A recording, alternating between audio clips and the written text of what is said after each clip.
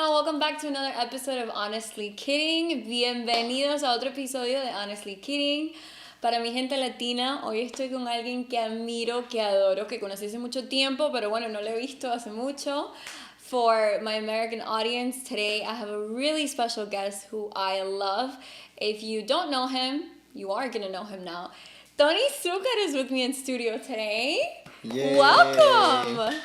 Thank you to this wonderful audience. Welcome. No, thank you. It's a pleasure to be here with you again. It's been a long time. Such a long time. I'm so Yeah. excited to have you here because, Tony, you have such a talent, but not Thank only you. that, your family's talented. And you're working in so many things that we're going to get to. Yeah. But it wasn't always like this.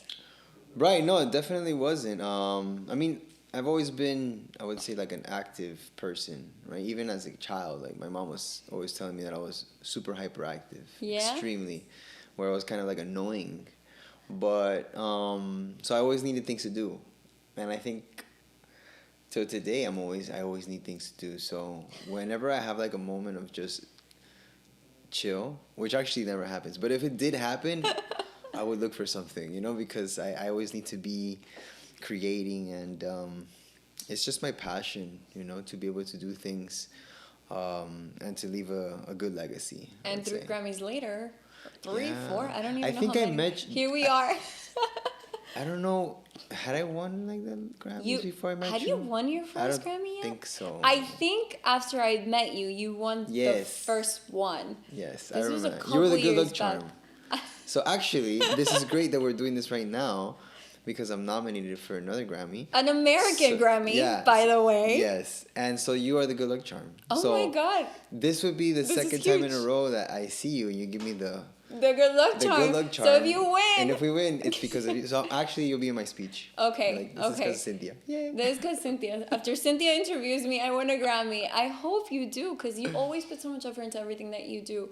Let's go Yes. back to your journey. How did you begin this wild music journey? Well, I first of all, I began because my parents are musicians. So my mom is a singer, my dad's a piano player. So I began in the house, like literally house parties, and then everybody in the family like picked up an instrument. It was just, you had to, or else you were common. just left out. You know what I mean? Like you would just not be boring. Yeah. So I like the drums and I like the percussion instruments. My dad showed me how to play piano. My dad would buy a lot of instruments like at garage sales. He just loved to collect stuff. So there was like a trumpet, there's a bass, there's a guitar, and these are all in the living room. Like literally, like we would, have the dinner table, but then I would eat on top of a like conga drum, and I'd just be like eating my food there. Meanwhile, like, you're playing at the same time. So it was just like it was our life. And then I started doing gigs with them at the age of 13. I started playing drums professionally with their band. And we became like a known family band here in Miami. Like That's amazing. we were like the Succar 5, right? It's like the I didn't Jacksons. know that. Wait, say what? The Succar 5. Yeah, so I it was didn't know that. the band name was Mixtura Band, and Okay. we would play a lot in boda, cumpleaños, stuff like just private parties. Mm-hmm. And then I went to school for music, so I decided to go to magnet school, Nice. and I studied piano there. And then I actually had a terrible piano teacher. I don't like to name her because I don't want to like bash her, but we don't want to put her. on blast. She was like really like traumatizing. Like I feel like we all had those. If you Yeah. grew up in the arts, I grew up doing theater, and I had some of those teachers that were like, it was too much. Very Too much. scary. Yeah. And I think back in the day more, because today you do that and like you get blasted on internet or whatever. oh, 100%. Because if I had a phone, I would have recorded her. Yeah. But back in the day, people were just more abusive, I would say. And then that made me like really hate the piano. So I like left the piano and I became like more of a drummer. And then I went to FIU. So I had to study, career. Yeah. And that's when I chose music, right? Because it was like the only thing that I liked. I actually wanted to become a professional soccer player. Like I played soccer Wow. all my life. High school, I went to Sunset. We were national champions. Like we won it all. And then once I got to college, it was either like to play soccer professionally, Yeah. or to do music. And then between the two, thinking about it, and back in the day, like MLS like wasn't even known. Like now you have Messi and everything's like super cool, right? No, who doesn't know Messi? I feel like if you don't know Messi, it's like, what's wrong with you? Yeah, what's wrong with you, right? But back in the day, like soccer was like a not so known sport here. Like you say, like in the U.S., no. Yeah, it was like a Mexican sport. Like people think you were Mexican if you play soccer, right? So there was just really no choice for me to like actually play professional, and I didn't want to go just play college. Yeah. So I actually like quit. I said, you know what? I'm just gonna choose music, and then that's when really like everything began. I would say hardcore music. Yeah. And I didn't even know what was gonna happen with my career, but things went well. Things went really well, not well. Things went astronomically well. Yeah, but it was a lot of work. I mean, and you're talented. Yeah, but you know what? You can't do what you did without talent. You know what? Actually, I was thinking about this yesterday, and I sent a video to my friend because I feel like people think that talent is gonna get you somewhere, right? Hard work and determination and perseverance. Like 100,000%. I would say if you had like a scale from 1 through 10, 10 being the most talented and 1 being like, okay, you're not talented, I would have to rate myself like below a 5 for sure. Really? 100%. Like, and I can scientifically like digest it because I know talented people. Right. Well, you're in a room with massively talented people. Yeah. But I know many talented people that don't make it, or that are just not even at like 10% of their potential because they don't have the work ethic, right? And it just comes down to that. It's your work ethic, really.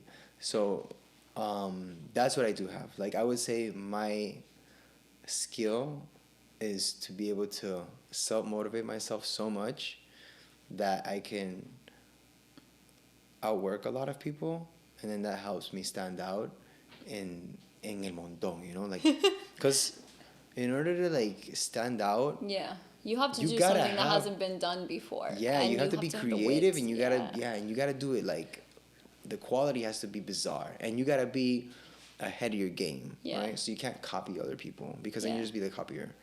But, you know, just get an idea and then figure out how to do it and then just do it.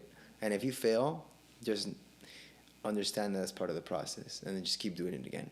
Yeah, you can't give up. And I feel like you did that because this brings me back to that interview that we did years ago. This was like 5 or 6 years ago. Where is that interview? I don't know, but we will ask Candy where this interview is.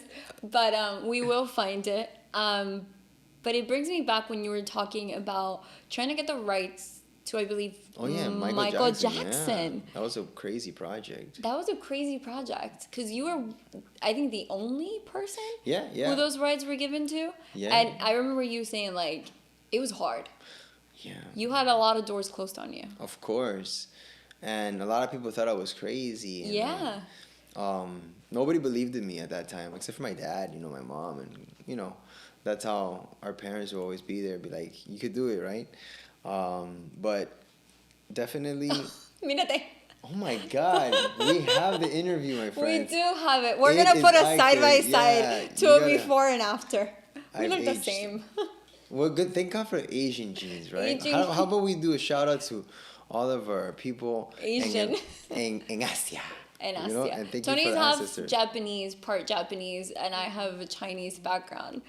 Even though we're Latinos, Perú y Cuba, hermanos al final. Yes. But we also have our Asian genes, and I think that's something we really connected on years ago, because you don't find a lot of people, like I feel like here in Miami, who have those connections. At least not in my circle. Maybe you, because you probably know triple the people I do. But yeah, there's a lot of people in this industry that have like some crazy mixes, and actually that culturally that always, I would say, enhances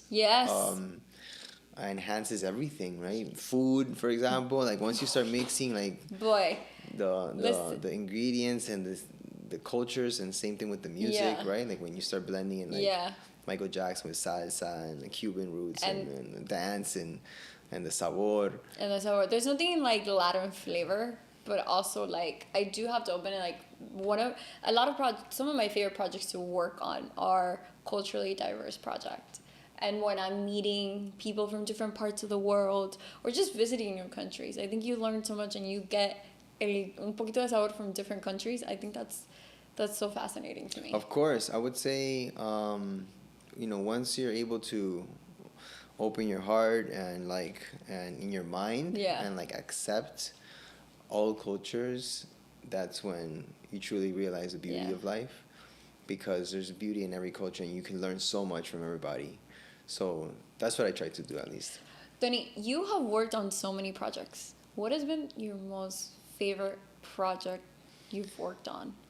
Wow, professionally? that's a tough question, because every project is special, right? Everything has its great moments and milestones in your personal life that marks me, right? Like the Michael Jackson one was like epic. Because, like a start to your career. Yeah, almost. Because nobody knew who I was. Like people, when they saw that, like live at Sirius XM performing Billie Jean and stuff, like they're like, "Yo, who's this like Chinese guy playing timbal? Like, what is this?" And then that was super viral. So that I felt like, man, like for the first time, after so much grind, people are starting to get to know me. Yeah. So that first initial like push and break that you get, like it's really special for me. But then the project after that, which was Más de Mí, that I was able to get 4 nominations, Which you had already launched the album then. I have your Más de Mí album signed still at our house. We have it because when he came to that interview, you were, I think, promoting promoting Más de Mí. Yeah. And you brought us signed copies to what was in Pangea. And then you're right. Yes. I remember now. You brought signed copies of Más de Mí. That was a great moment too, because of everything that happened to me. And you were always so humble, and you still haven't changed. Well, you gotta stay humble. Amazing. That's super important, I would say. Like that's the most important. And well, now I think one of the most important projects that it's gonna stay with my heart forever is this one with my mom. That I recorded her for her debut album. That's amazing. So how did this come to be? This is a crazy story, but I want to hear this crazy story. So I'll resume it, but pretty much my mom has been singing all her life. My dad was a piano player. This was like their side hustle gig here.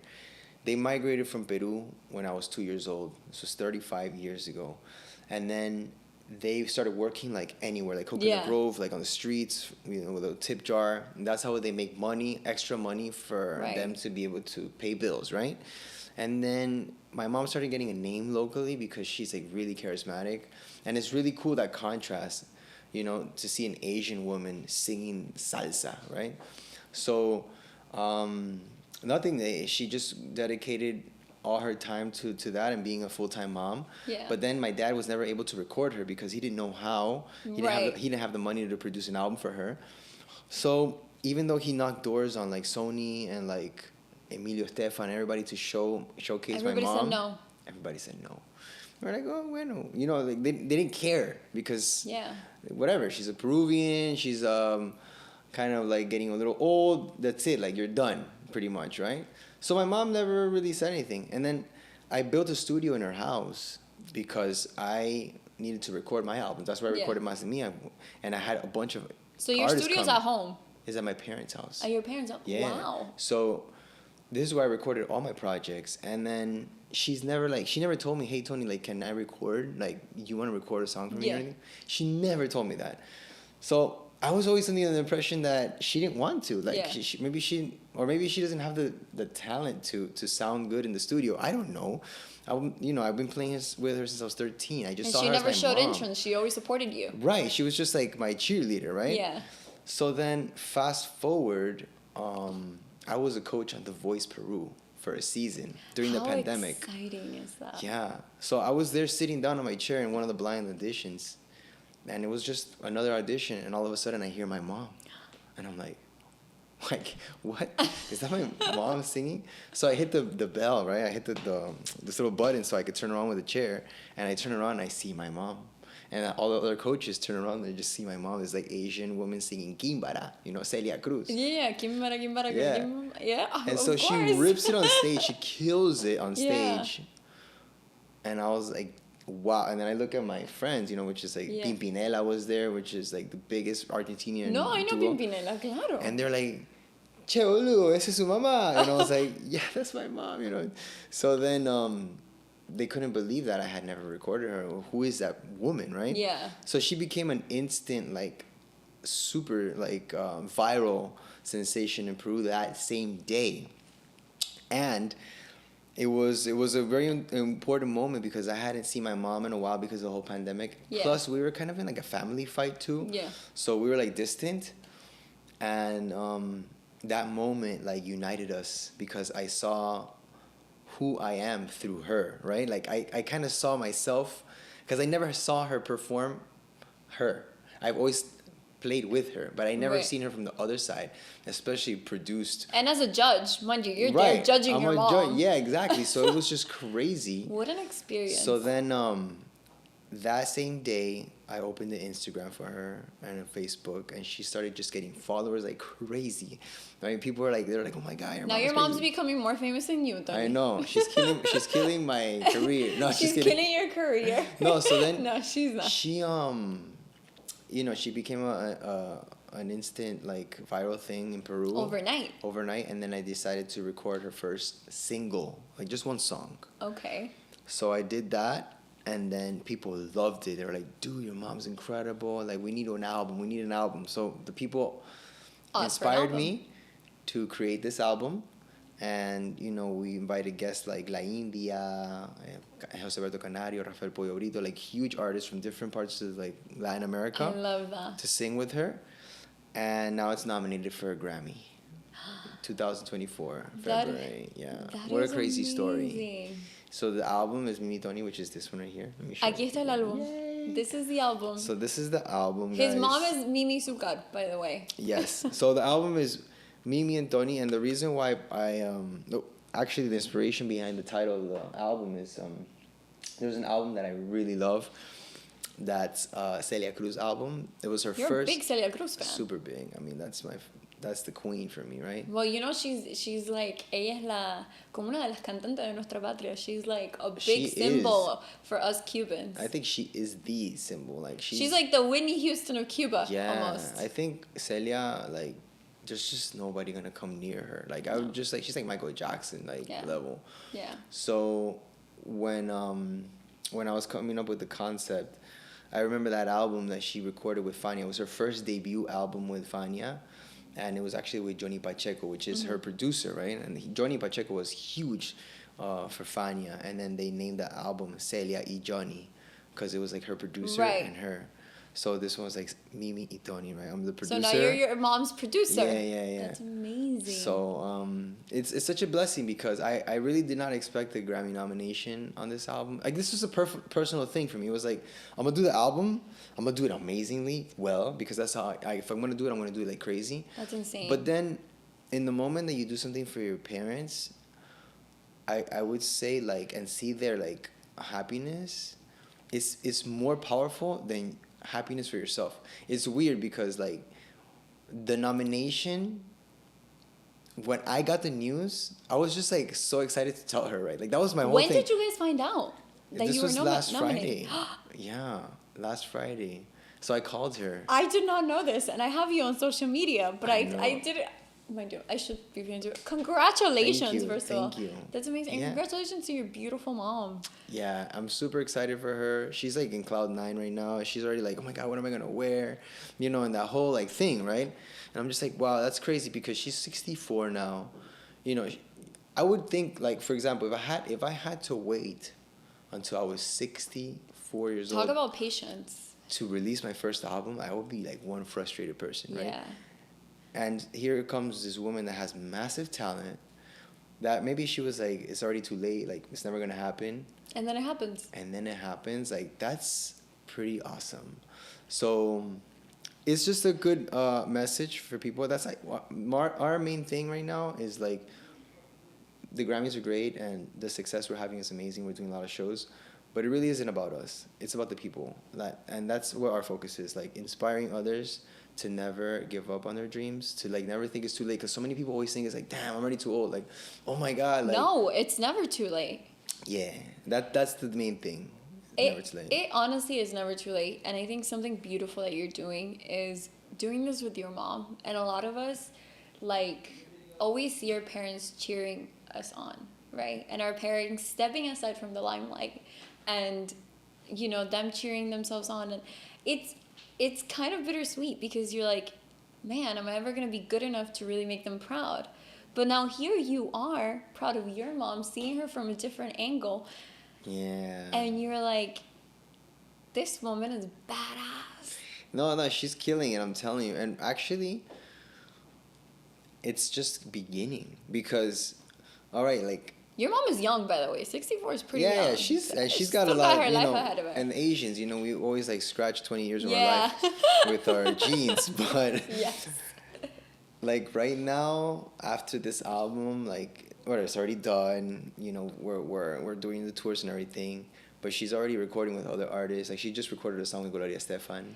She just recorded a song with Gloria and Estefan. I mean, for us Cubans, it's like, who doesn't know Gloria Estefan? I mean, Estefan. Gloria's Gloria. I mean, that's like the Miami like Sound Machine, right? Yeah. So she just did a collaboration with her, and they're gonna record the music video like in January, with Sheila E. That she's a great, amazing drummer. She just got like amazing.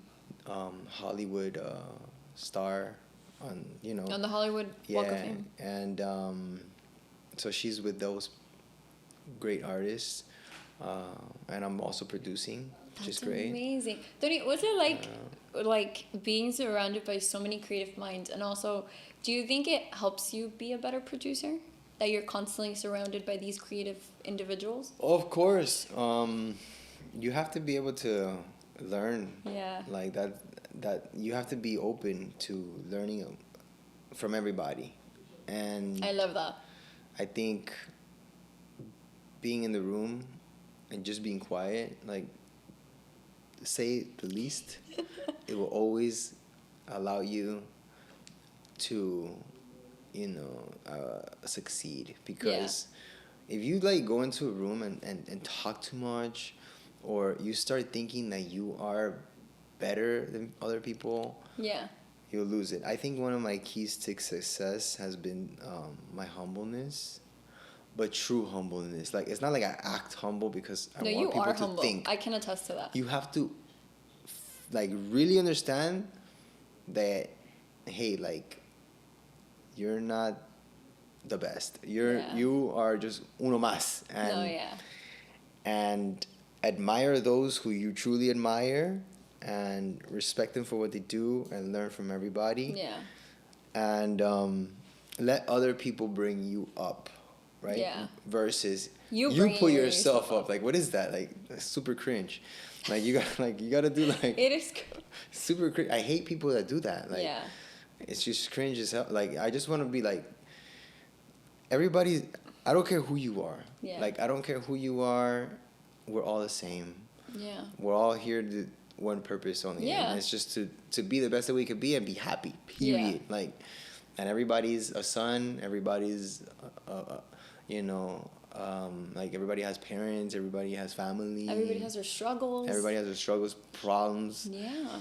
And you never know what that other person can be going through. Just because we don't voice them doesn't mean, you know. Respect everybody. Respect everybody. Yeah. And treat everybody right, you know. Just like those common things that people sometimes tend to forget. And I think that's why we have so many problems today, is that people don't understand. Like, people just think about themselves. And the more, I would say, people that have more power think even more about themselves. 100%. And nowadays we see it in all industries, whether it's business, music, you know, we see it in every facet of life. And whether it's close to us or not. And it's really sad because I remember my parents always brought me up to just say, thank you, you're welcome. And always remember, like, if you're, say, whether you're in a group of people working or you're just surrounded by people, the least you can do is learn someone's name. Yeah. That's those simple, like, lessons that will take you far in life. And I feel like that's why people remember you, you know? When you're, like, so humble to that point and then you meet somebody but you still cheer them on regardless of what you're getting from them. I think that's so powerful. Super powerful. And you know, it's just I would say common sense, but common sense is not common anymore. no, that's a good one. It's not, and you know what? And nowadays, like, how do you feel like? Because you're obviously very well known all over the world, especially in Latin America. Not so much, but little by little. Little by little, you are pretty known. We're just How does it working feel? day by day. Yeah, but you've earned that. Yeah, I mean, I would say like there's Through hard some work. places that I'm more known. You know, depends on where I'm at. But like for example, in my home country, Peru. Peru. I love Peru, by the way. You've been to Peru? I have been to Peru. Really? Yeah, I have been to So Peru.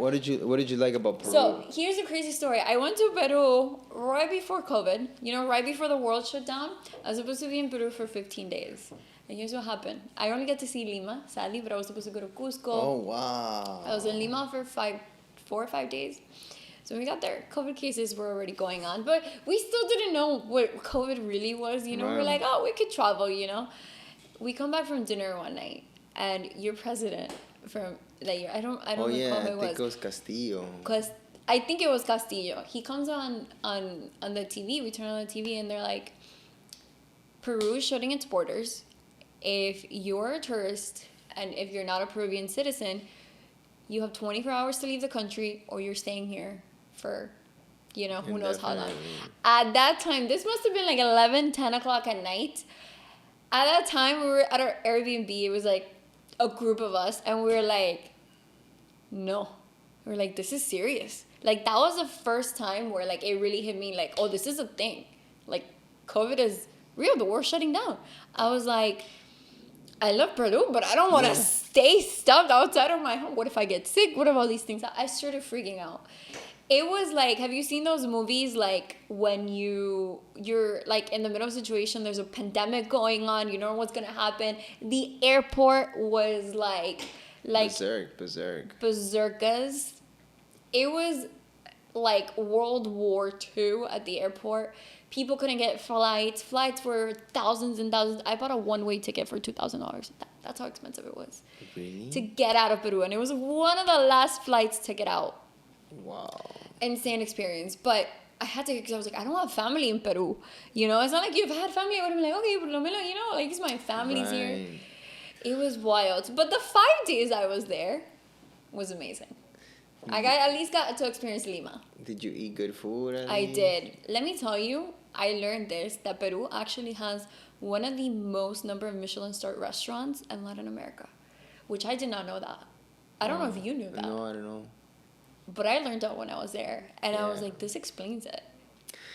The quality of food is is ridiculous, yeah. Outstanding.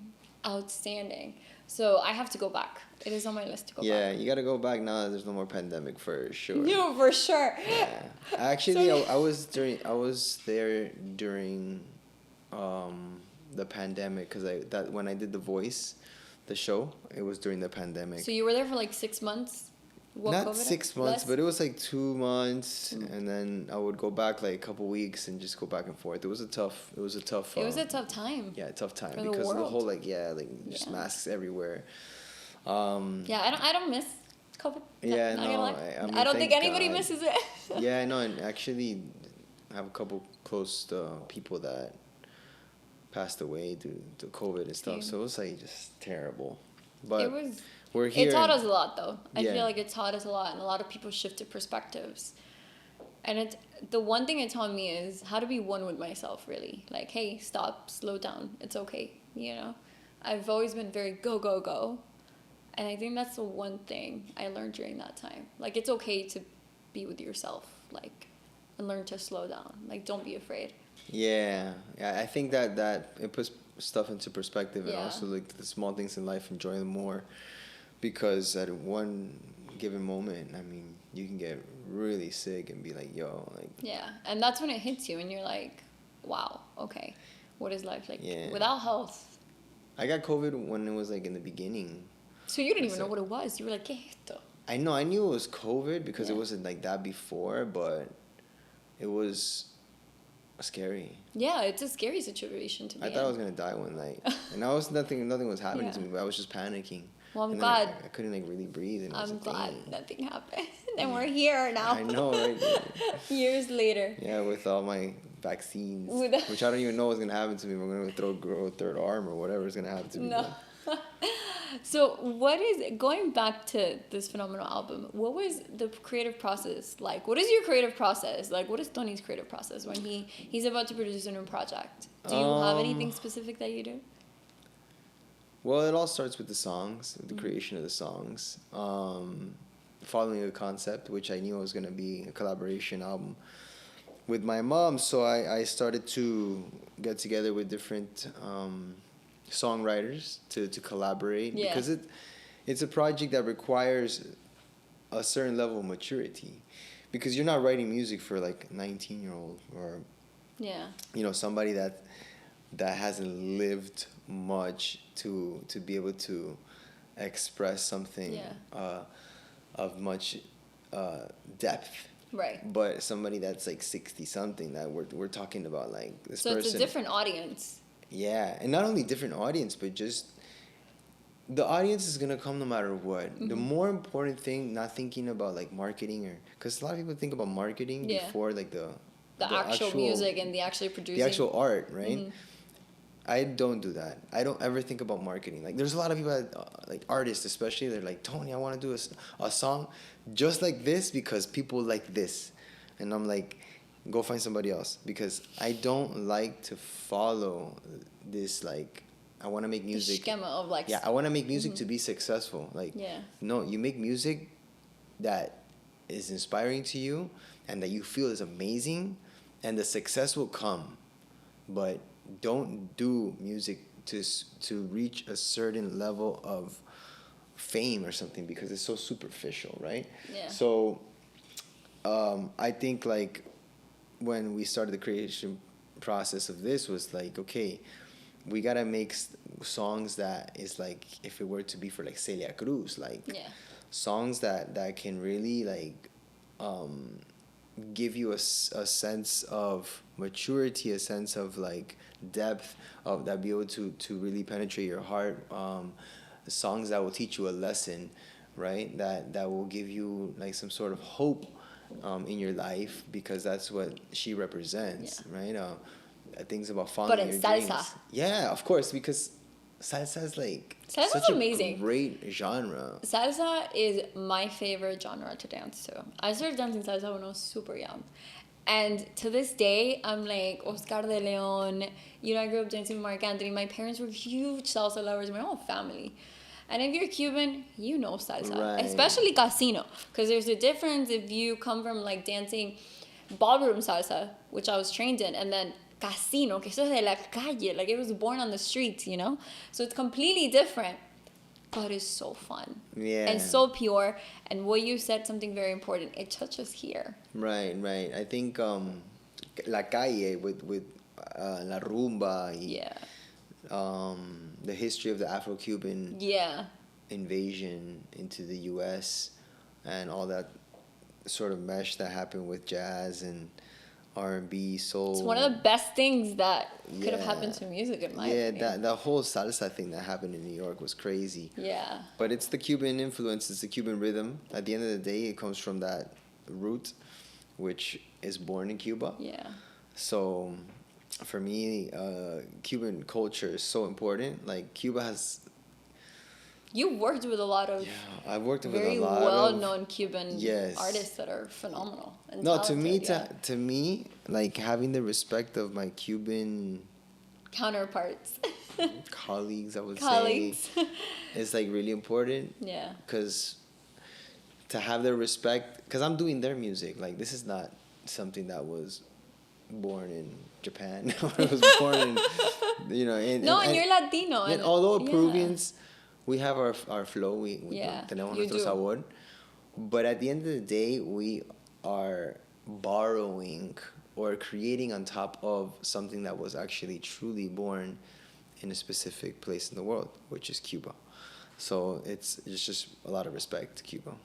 I love you hearing you talking about that and that journey. And I think it's something beautiful because at least me, when I, as a Latin woman and just like as a Latin period, when somebody from Latin America does something so special, I cheer them on because I feel like, yeah, I'm Cuban, but I feel Peruvian, I feel Mexican, Colombian, like I want to support, all my Latin people because I feel in entertainment, now is when we're really getting noticed. Like I feel like even more. I think the industry is The industry is really adopting the whole it's growing.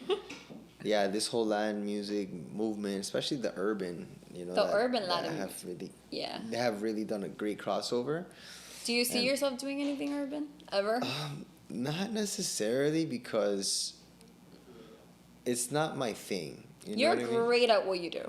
Yeah, you're great you can't at salsa, be good at you're everything. Great at, it's like telling I don't know, Bad Bunny to sing, salsa out of a sudden. Or to sing a ballad. Like right? I mean, he could in his own style, but he's good at what he does. Yeah. And he kills it in what he does, and he's super successful in it. Yeah. And it's the same thing with me. If I try to do what he does, or what urban guys do, without really living that, Day-to-day, that vibe, that it's not gonna work. People are not gonna believe it. Yeah. Right? Although I can put my sabor into one of them, maybe we can collaborate, and and bring sort of two worlds together. Yeah, but in terms of actually going into that genre and really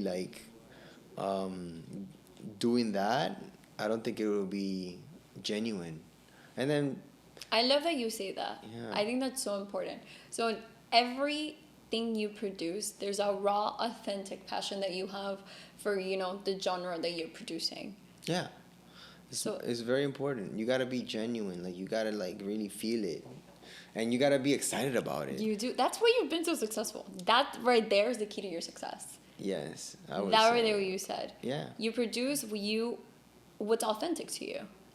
Yeah, and what you're good at, because I won't get bored doing it, and I feel it, and I feel the sabor, and I feel like.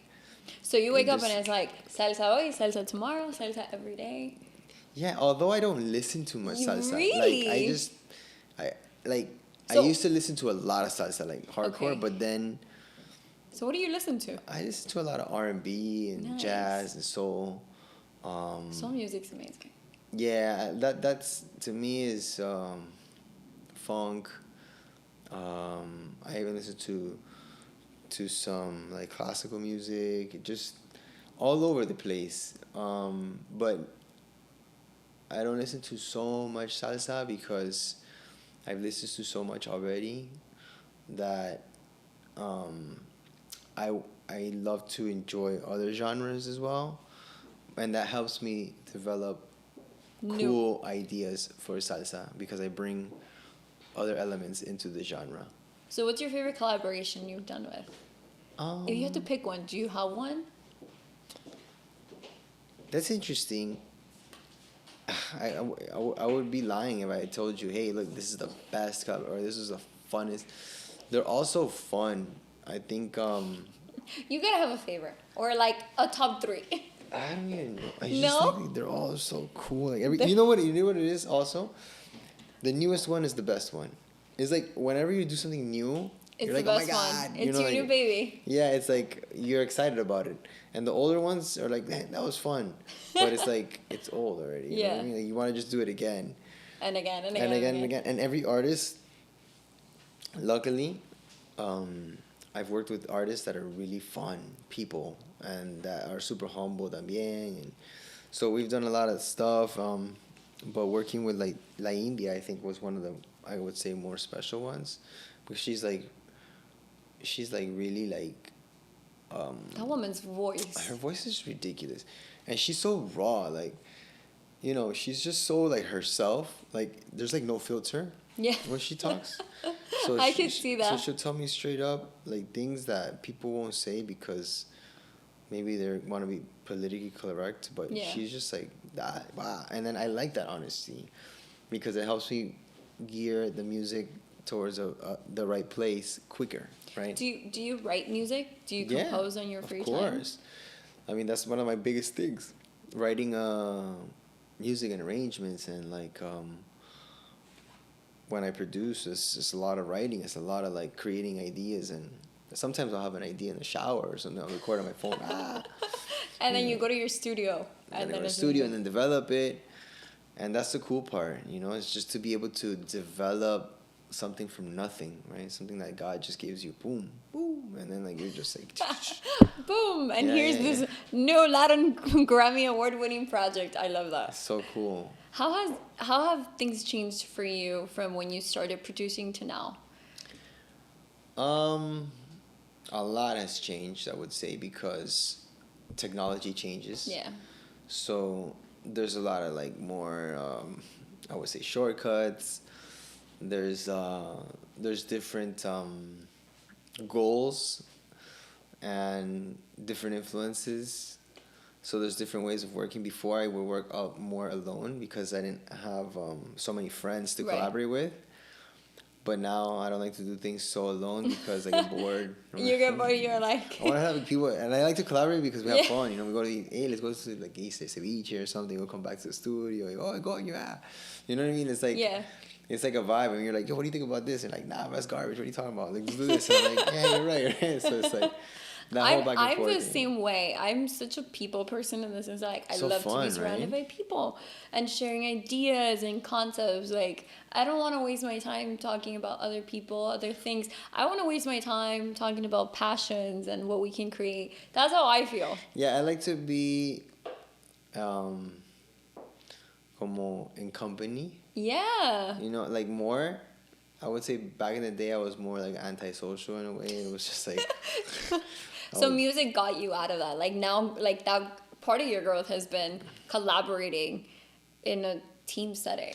Yeah, and having more fun. You know, just having more fun. I love that. I love that you're having more fun. I thought you were having fun then, but now yeah, I would say now I'm having more fun. And although when you keep growing, like you have more responsibility, more work, which is great. But you have to learn how to have more fun. Like when we go on tour, when we do when we go travel, it's like I spend more time to en la jodera, you know. Like, oh, yeah, let's go jam somewhere. Let's go like to, I don't know, just to a bar to just relax a little bit and talk to my bandmates and like. How many people do you have in your team like surrounding you right now? Well, depends on what it is, but when we travel for a show, we're like quite 12 people. Okay, so that's a lot of people you can have fun with. Yeah, it gets pretty dangerous. Like, it gets pretty crazy.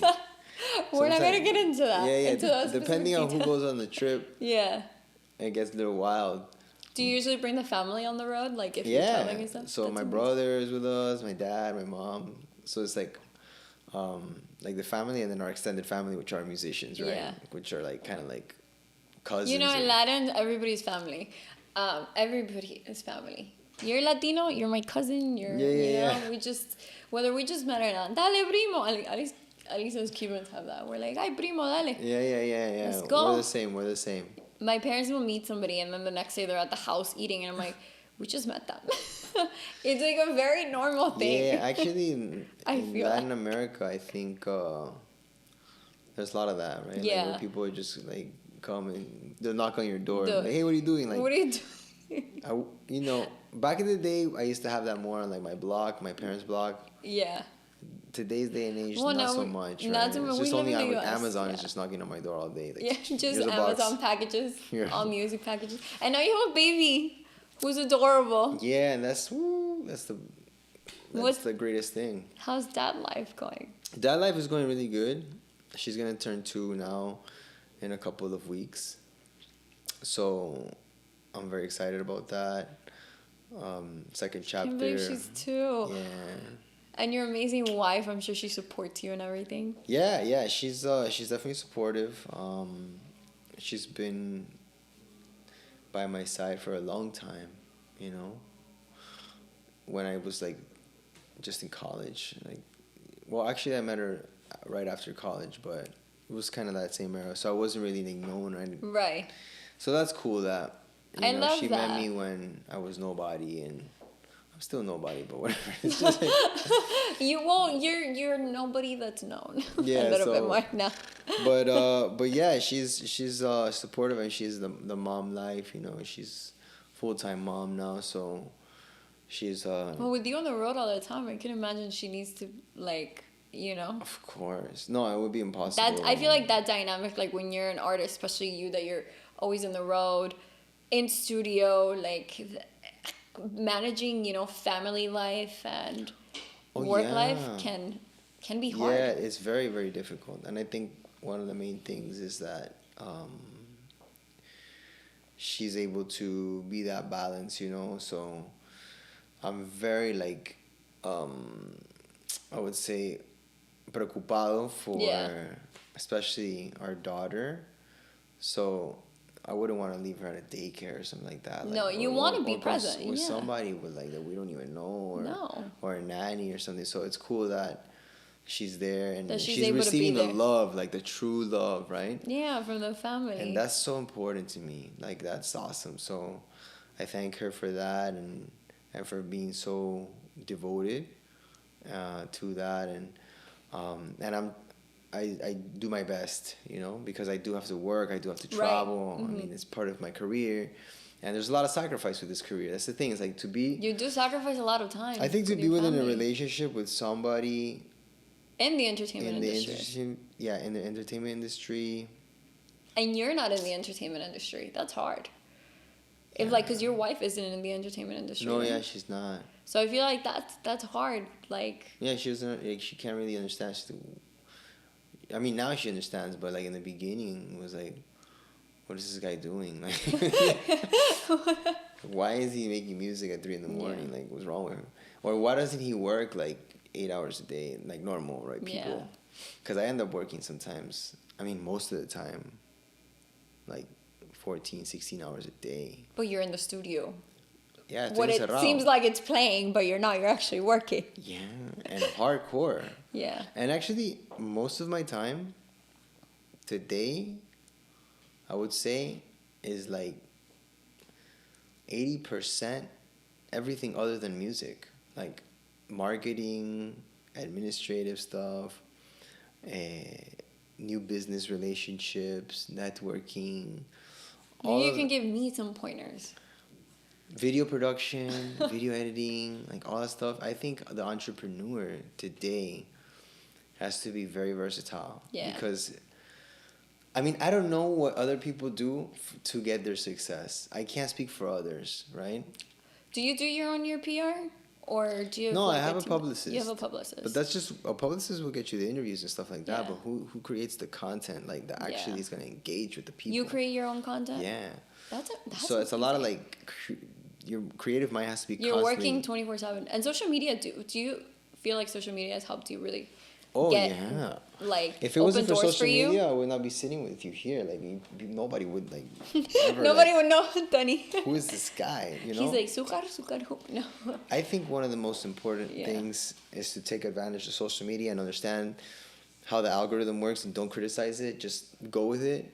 Because a lot of people are like, oh my God, like, my posts don't get likes, or why are people not catching on to my stuff? Or it's like, do research, see what works for others, get ideas, try it on your own, trial and error. When something catches fire, follow that formula, and keep doing it until you build your audience, and then go with it.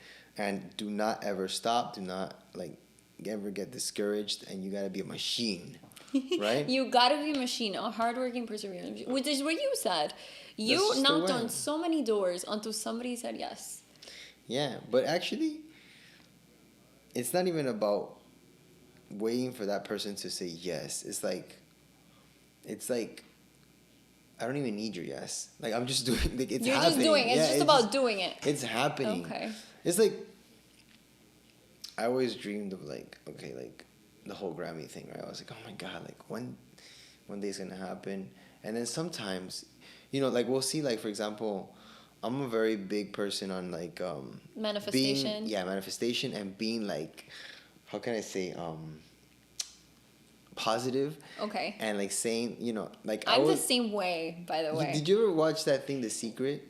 by Rhonda Byrne. I don't even think it's a part of your time because you're a lot younger than me. Yeah. When I was like in high school or a little bit after high school, Now I'm gonna watch it. There was this thing that was released that was called The Secret. It's a book and it's a video. Mm-hmm. And it was quite funny because it became like a viral thing. Like everybody was talking about it. And it was like, oh, create a vision board and like put exactly what you want on that vision board. Like, no, if you want the house that you want, how much money you want, what car you want, visualize it. And that is so powerful. And then I did that because I was like, oh, it's gonna happen, you know. So I would look at it every single night, and I would just fall asleep, kind of like understanding it's gonna happen. And then some things actually started coming, like, and actually happening, which was random. Like, I was like, damn, like, this is all I have to do? Like, that's easy. I've heard a saying that sometimes it says, like, when you visualize something, like, you almost become obsessed with it. It's like, it'll happen for you. Obviously, you have to put in the work. It's not like, I want $1 million and I'm not going to do anything. I'm just going to sit here. No, you have to put in the work. That's the other thing I was going to go, like, into it. And it's like, at a certain point... Yeah. Things didn't work, and then I was like, why is it not working? Like, universe, God, like, come on, like, I'm doing what you told me to do, like, I'm doing The Secret, right? And it's like, no, dude, like, okay, there's a concept behind everything, right? Yeah. And the concept, I would say, is be optimistic, visualize it, but I think the most important lesson that I could say at my 37 years of life at this point is that you're 10 years older than me. Look at that. I'm 27. So you can give me a lot of wise tips. Well, sure. I think the best advice that I can give you is to have patience. Like, in the sense that it's not a matter of if it's gonna happen. Like, it's not if. Like, the word if just doesn't exist for me. Delete it from your vocabulary. Yeah, it's just not if, or like for example, if I was waiting on this Grammy nomination, right? And I was like, it's gonna happen, yes, but it's not like, if it didn't happen, like, I would not be like, okay, what happened? Why did it not happen? No, it's just like, it's gonna happen. It's just when it's gonna happen. So don't think that things come like so fast. Like, just work at it. And always be on that visual, and just that energy will attract whatever you're trying to achieve to you. But it's not like instant. People think that in today's, like, everybody wants things so fast. You have to be patient.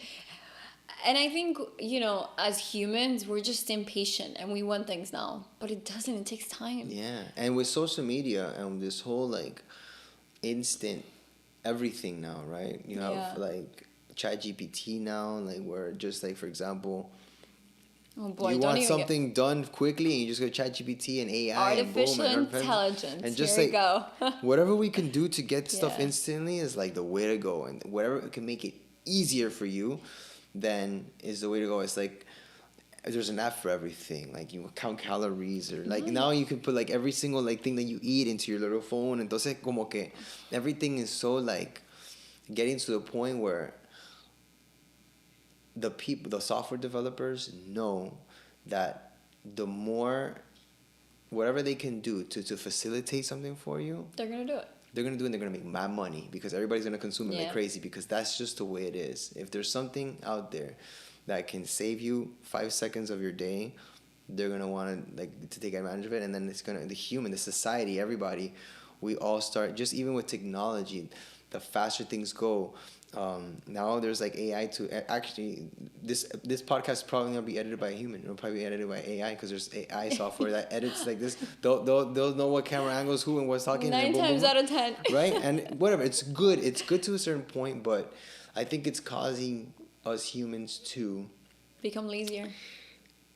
Yeah, and to actually, you know, like, be less grind, you know, and then it's like we want things faster. We want that instant success. We want million followers right now. We want that instant gratification. Why are people liking, and why are not people sharing, and why are not people, why isn't my, you know, program number 1 or whatever? It's like, dude, it takes time. Yeah. And just be patient, because in life, and if something comes really quick to you, then you better be psychologically ready to have the next project of yours not be as successful, and you got to be able to accept it and understand that that's a part of life. Because a lot of people, if they reach success quickly, then they will compare their next project to their recent success, and when it's like worse, then they will be stressed, and they'll be like, why am I not like hot? And that happens to a lot of artists that like are in the charts, like top charts, and then all of a sudden there's somebody that else like comes out that they're better than you, and they're younger, and they're better looking, and they're better like singing, and there's more hot or whatever, and then you're like, it's like, dude, chill, like there's a time for everything and a place for everything. Just like accept whatever's there, do your best you can, and be optimistic, but como te digo, el tiempo de Dios es perfecto, and let him guide you para que tú estés tranquilo, you have to have like mental peace, and just try to do, stuff that's going to make you happy. I couldn't agree more with that. And I feel like, I am all for, if you have the tools available to you to use something, do them. And also something that you said that I feel like, yes, now we have all these resources, but we still complain and we make excuses of why we can't do something. I was like, I can't start this because I don't have X and Y, Z equipment, or because I don't have X and Y, Z social media followers, or because the market is super saturated, or because maybe I'm just afraid. And sometimes all you have to do is start. Yes. You figure it out as you go sometimes, and not everything is written out of how it's going to work out. Not everything, is written out of like, this is going to be successful or not. Like, I'm a perfect example. I tend to just have an idea. I think about who I can, learn from or reach out to and start something that I want to start. And then I just go for it. Whether I have the followers or not, whether it's in a saturated market or not. The podcast is a perfect example. There's over millions of podcasts every day, because nowadays everybody wants to have a podcast. And I was like, I just want to do this for fun. Well, it's a passion project. Yes. And have people that I admire on here. You have to do things that are that reach your heart, that you feel good about, that you feel passionate about, you feel good about, and believe me that it's going to work out, because people will feel it. And you just have to be consistent. That's one thing. Because one thing is like starting it. Yeah. Other thing is maintaining it and just being there and every day. And not giving up on it. And I think, you have the talent for it, and you have like, you have the energy for it. I think it's important to give that to your audience, right? It's like give them something that they're gonna take, and then they're gonna look forward to, and also be inspired by. I think that's cool. And I think like with your subject, like the el enfoque is really cool, because people want to know sort of the how, right? And because everybody wants to get inspiration from others, and sometimes it's hard to find like that information. It is. So that's really cool. I always thought, and everybody I've had on, the idea with this was, I usually don't relate when you have all these big celebrity names on podcasts, or all these high, CEOs are on the front cover of Forbes. Like, great for them. But like, I want to relate to people who are a little bit on my side, who tend to be a bit more normal, lead normal lives, because I don't fly in a private jet every day. I don't have that life. So I want to relate to people who are normal, like me, who wake up today, and they're just like, I'm excited to have my coffee. Like, that's it, and I feel like, but the people that I've had on, such as yourself, you guys have such amazing stories and have worked, to not put it lightly, you've worked your ass off to get to where you are today. And nothing that you've had is because somebody gifted it to you or you've had it handed to you. No, you put in the work. Yes, definitely. There's never been something así que la gente me ha dado porque me quiere regalar. Like there's no such thing as that. It's like I've had it the tough way, I would say. I mean, thank God that my parents went through the difficult journey and adventure of like migrating from their country to here. I think that's one of the most difficult things to do. Starting And a new life. Yeah, and I congratulate and respect highly all of the immigrants of this country, because everybody knows that this country, although it's like the greatest country in the world and there's the opportunities, it's not as easy as people think it is to start. It's really difficult here, and it's very competitive, and the work life is just ridiculous. You know, everything costs a lot of money, so if you want to have a maid or something, you better have a lot of money. Yeah.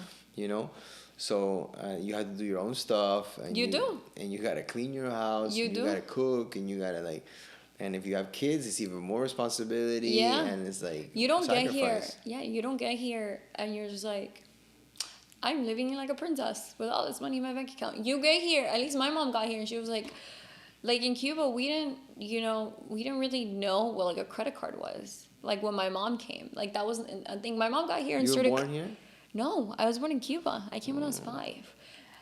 The first time I went to a toy store, and my uncle was like, "Pick anything you want." I was like, you mean it? That's so cool. You know, like I didn't. You know, I come from a country, and people know Cuba's situation realistically. You go to a store, yeah, there's toys, but it's not like the U.S. You know, overconsumption is a thing in this country. And I come from a country that, if anything, we are way, way below that. And like, the mindset is different. You get to this country, and it's just like, especially my mom didn't speak the language. She got here and started cleaning floors. Like, it is how it is. You're faced with a reality that's like, this is not my country. It's not the language I speak. I mean, that woman, much like your parents, the opportunities I have today are because of that woman. And today, she owns her own company. And my mom's done things that, like, you know, not everybody gets it, but it's like you said, nobody gave it to her. It wasn't handed to her on a silver platter. She's cleaned floors. She worked at Goodwill 12 hours a day, you know. Like, it was things that didn't happen overnight. But she did want to give me a better life. She wanted a better life for herself. And you know, for my grandmother, and grandma's right. Grandma's the best. La abuela, grandma's the best. You know, it's not every situation. And I feel when you come from like humbler beginnings, you have such a different appreciation when good things happen to you. Yeah. What a cool story. Very proud of your mom. It's the truth. But you had a humble beginning. And I think getting to where you are today, and now you being able to provide that from your daughter, but also it's like, hey, it wasn't always like this. Claro. You know, I think, you know, Emma is going to have a lot to learn from you and your background. She's going to be a proud kid of her daddy. That's one of the cool things that I hope she's proud. And you know what's awesome is that, you know, she's like, I bought her like little timbales, so she's playing there. She's playing? Yeah. Do you see her? Like, do you think she has like I got her drumsticks. She's like, that's amazing. And she knows how to like hit the drums already. And she dances like crazy. Like, so you know she has that musical gene in her already at 2 years old. It was a must. It was a must. I had to my God. Because my wife, she, although she's Cuban, but she doesn't have like that Cuban like sabor, like, you know, like that, like. I mean, not everyone does, you know. Right, we're but all it's not rare. born with it. It's rare. Yeah. Because Cuban, you know, but she loves the music. Yeah. But she didn't dedicate herself to dancing or anything like that or anything musical. So, you know, she's more shy. Yeah. So I want to have Emma to get the other side of the Cuban, of like that, you know, like that sabor and dance. So. That's what she's doing, but she does have like, for my wife, the eyes, like in terms of her eyes are bigger and she's always smiling. My wife is always like smiling, laughing, y todo. Entonces it's just like really cool. Like I see her, but like with like her like salsa, because I want her, you know, I you love see that. her, but like her music, I love that. I mean, I would be surprised if she didn't, you know, she was like, Dad, I don't want to do anything with the music industry because. Well, I don't know. I mean, we never know. She's too young. She's too young. Pero. I feel like you, I don't know, me, like what you said with stories, I, from a young age, started with, like, dancing and, like, just like, for me, music was always a happy place to be. And to this day, one of my like happiest days is when I'm on set, when I'm dancing, when I'm acting, modeling, doing anything in the art. And I feel like those things, like a parent notices them. I wish. You know, I actually could sing before puberty, and then I went through puberty, and something happened to me, which I could sing, but you don't have the confidence because I don't. You don't like your own voice. Yeah, like I started taking singing lessons again, and it's my stepdad has a recording studio at my parents' house, and he's a phenomenal singer. Phenomenal. Like he sings amazing. Any genre, like you put that man to sing Frank Sinatra, salsa, merengue, bachata, he sings everything. And a voice that makes you, I'll show you his sound. And I used to be a part of that. I grew up in that, you know. He would play shows at like, you know, private parties and things like that. So I grew up around that. And for a long time I was able to sing. And then something happened after puberty where I was just like, I don't know, my voice isn't, I don't know. You know how Justin Bieber got better? After puberty? I feel like I got worse in terms of singing. I can still dance. I have my, you know, I grew up playing the piano and I dance. So I have, you know, I'm not too left feet or anything. With dance is different. Like with body movement is different. Acting is different. Like my musicality, I feel like it's different now than before. Again, I hit puberty. Wow. It was like... Interesting. I feel like, I don't know, honestly, I can never tell you, like, I've gone back in studio and I've tried to sing. I haven't done that in a long time. I feel like it's such a different type of way to be creative, and I would love to learn and go deeper into that. But, like, I've always been more of, like, let me be in front of the camera than behind the scenes, you know? Right. So... Well, like I said, I mean, you gotta, whatever your passion is... You gotta do it. Just do it. You gotta do it. And I think arts is for sure for you. Yeah. You have it in you. Yeah. Thank you. Taking it from you, I mean, I feel like, honestly, like, thank you so much. Because you know I admire you. Thank you. And you guys are all so talented. You and your family are so talented. And to finish it up, what are you most looking forward to in this next journey of Tony Succar? Well, 2024, I feel is going to be a great year. I feel like great things will happen. Starting off the year, we have the Grammys in February, so that's exciting. Oh my goodness. That's going to be so fun. I'm going to be launching a documentary, which we're right now in the process of submitting to film festivals. So I just finished a documentary. You shot this in Peru, right? I shot this in between Peru and Miami. And there's two parts to it. So I have a documentary. It's about a 90-minute documentary. Mm-hmm. Where, you know, we're submitting to all the film festivals first. This is my third documentary. Amazing. The first two, one of them was on PBS, and the other one, I licensed it to VIX, which is like a streaming platform. Yeah. So I'm excited about this one, and it's about the album that I created with my mom. So it's a really cool story.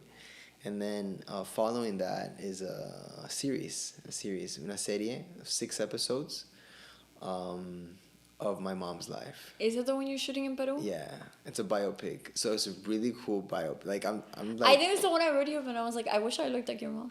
You actually do. I was like, I wish I looked like your mom. I would audition to play her. Oh my god. Younger version of her. Yeah. Actually, we casted the actors, and we actually found somebody that is like almost identical to her, like when she was younger. I don't know how we found this girl, but is it from? Are they Peruvian? She's Peruvian. That's amazing. So they live there, and she's Japanese. She's like Talk Japanese about a Peruvian. full circle moment. Yeah, and when we were shooting the scenes, I would look at her and I was like, "Mom." You were like, "Mom," and you're shooting this. I wasn't even born yet, you know. You're shooting this in Peru. Yeah, most of it is in Peru. We have to shoot scenes now here. Okay. But the stuff that is being shot here is actually with my actual mom. Because that makes sense because it's her. It's biopic. It's her. Right? Yeah. It's a biopic. So obviously most of her life was in Peru. So that stuff is being shot there.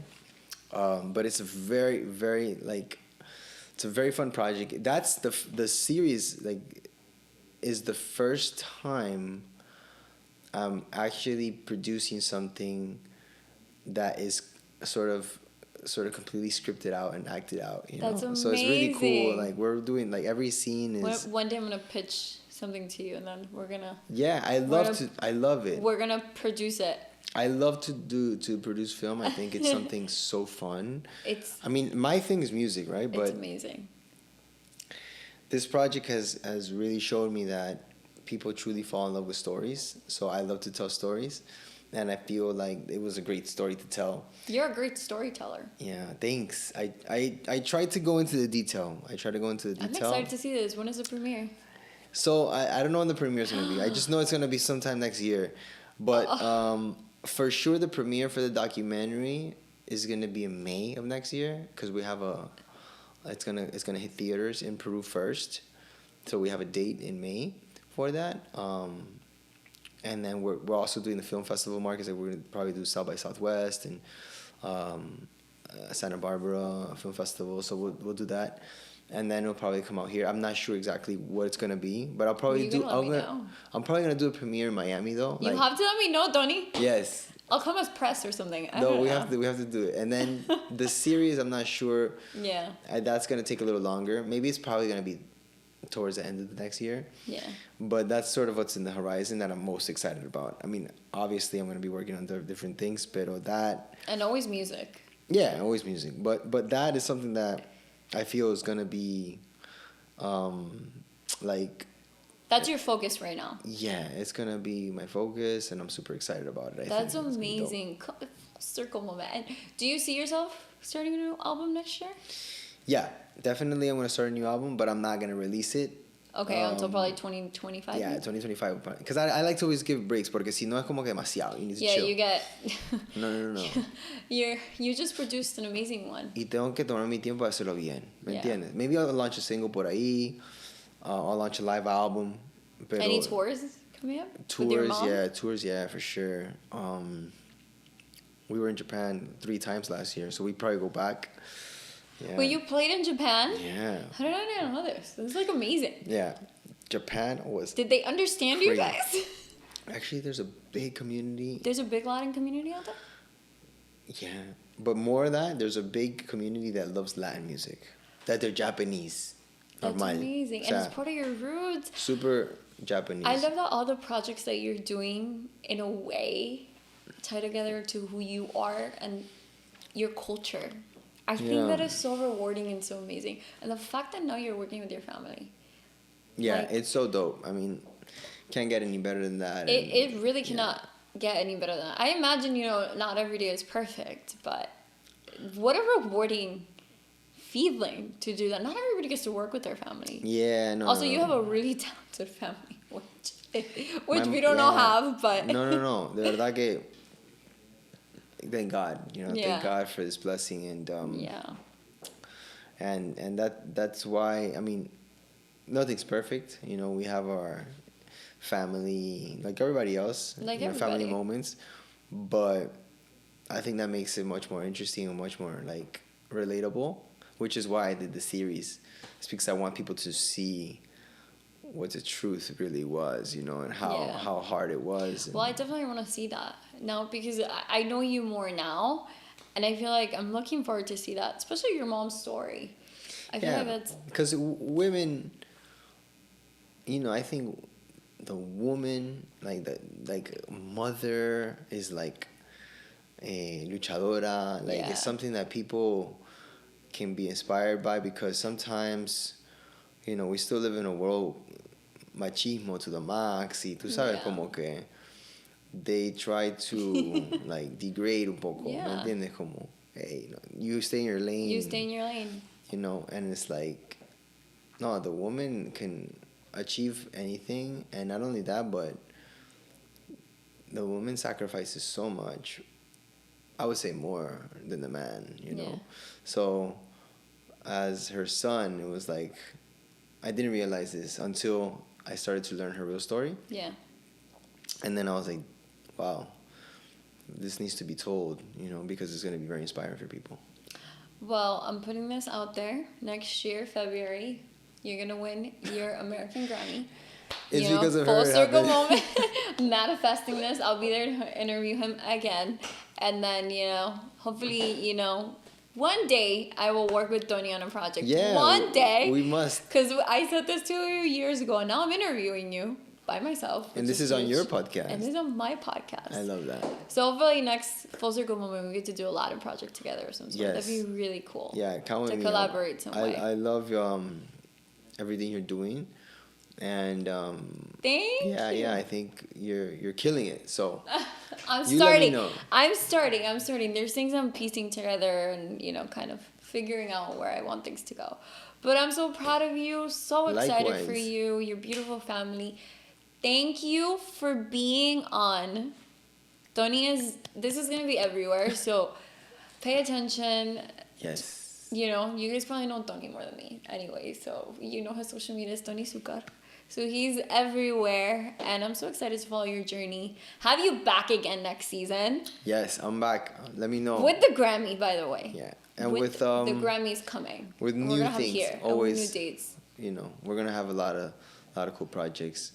So I'm excited for this. Yeah. And Yeah, make sure you guys pick up your album. where can they pick this up? Well, it's on my website, tonysuccar.com. All right, Tony's. That way we have the Tony's website. vinyls as well. We'll link it. Yeah, that'd Yeah. be so cool. So and all my projects. Mimi and are Tony, there. this one's mine. I'm not kidding Yes. this one.